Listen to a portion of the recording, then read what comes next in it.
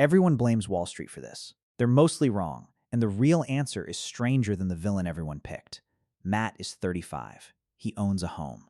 But his name is on that deed next to someone else's. Not a spouse, not a partner. His college roommate. They split the down payment, split the mortgage, and split a mailbox that now has two last names on it, and neither of them thinks that's weird anymore. Here's what should stop you. 10 years ago, this basically didn't happen. Today, unmarried millennials are twice as likely as baby boomers to buy a home completely alone, and 10 times more likely to buy one with a friend instead of a spouse. Only 47% of millennial homeowners bought with a partner at all. Compare that to 56% of Gen X and 70% of boomers. For the first time in modern history, marriage quietly stopped being the default path into a house. Nobody planned this. It just started happening in living rooms, over group chats, one awkward, so hear me out conversation at a time. You'd expect the story everyone tells you. Rent is a scam. Wall Street bought all the houses. Millennials are broke because of avocado toast. That story is comforting. It's also mostly wrong.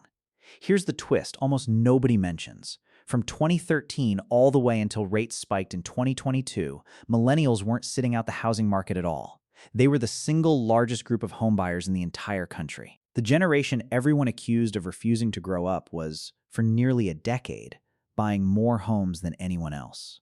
And the villain in the story, big institutional investors, the faceless corporations supposedly buying up every starter home in America? They own about 3% of single-family rental homes nationwide. Even in the cities where they're most active, they still control under 13% of the market. Not zero, not nothing, but nowhere close to the headline. So if it's not marriage, and it's not Wall Street, what actually happened? The real answer is buried in a number nobody puts in a headline. The median age of an American homeowner right now is 59. Not 35, not 40, 59. The average homeowner in this country isn't a young couple starting a family. It's someone a decade from retirement, sitting on a house bought back when prices and reality looked completely different. Matt did the math on that once, at 2 a.m., the way you do. The people who already own homes bought them at a price point that simply doesn't exist anymore, and they're not going anywhere. So the game changed. Waiting for the old rules to come back stopped being a strategy. It became a way to never own anything at all, which is exactly why 22% of aspiring millennial buyers looked for a home between 2020 and 2025, couldn't find anything they could actually afford, and just gave up. That's the highest give-up rate of any generation alive. Worse than Gen X, worse than boomers, worse than Gen Z. Not because millennials didn't want homes, because the math genuinely stopped working for a huge share of them. So they didn't quit. They rewrote the rules instead. Here's where it gets specific, because millennials are getting creative is the boring, generic version of this story. The real version has actual numbers behind it.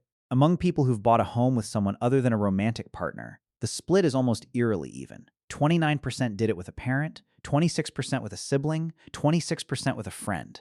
That's not one weird workaround. That's 3 completely different paths, all landing at roughly the same size, because an entire generation independently arrived at the same conclusion from different directions. A real estate CEO gave this trend an actual name, and it tells you everything. Carpooling for homes. Not a joke. A literal industry term now. Homeownership went from something you build with one life partner to something you split the way you'd split a ride to the airport, because splitting it is the only way the math survives contact with reality. 2 guys who co-bought a home in New York put it in the plainest terms possible.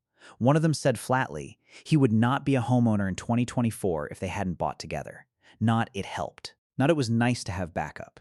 It was the entire plan. Without it, there was no plan. Matt's college roommate is on his deed for the same reason. Not romance. Not some grand statement about friendship. Math. 2 incomes, 1 mortgage, a down payment that would have taken either of them alone another 6 or 7 years to save on their own. They split a spreadsheet before they split rent. Who covers the water heater if it dies? What happens if one of them wants out in 5 years?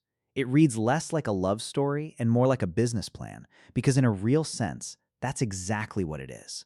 And somewhere along the way, it stopped being the backup option and became, for a huge share of this generation, simply the option. The old experiment, save for years, get married, buy a house together, wait for it to appreciate, isn't dead because millennials rejected it. It's dead because the price of entry moved and the old rules never moved with it.